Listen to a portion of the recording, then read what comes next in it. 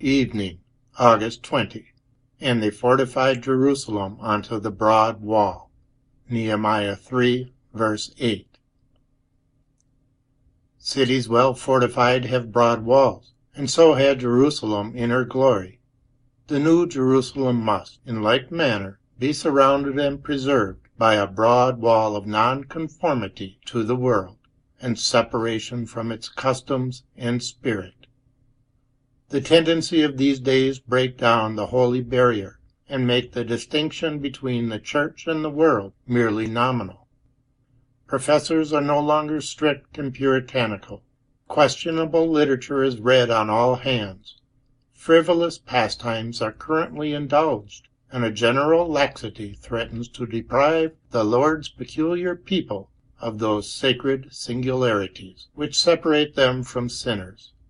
It will be an ill day for the church and the world when the proposed amalgamation shall be complete, and the sons of God and the daughters of men shall be as one.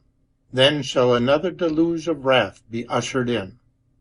Beloved reader, be it your aim in heart, in word, in dress, in action, to maintain the broad wall, remembering that the friendship of this world is enmity with God.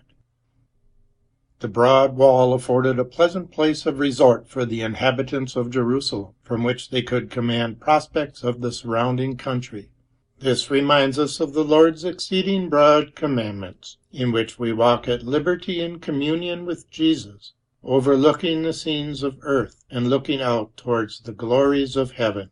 Separated from the world, and denying ourselves all ungodliness and fleshly lusts, we are nevertheless not in prison, nor restricted within narrow bounds. Nay, we walk at liberty, because we keep his precepts. Come, reader, this evening walk with God in his statutes. As friend met friend upon the city wall, so meet thou thy God in the way of holy prayer and meditation. The bulwarks of salvation thou hast the right to traverse, for thou art a freeman of the royal burg, a citizen of the metropolis of the universe.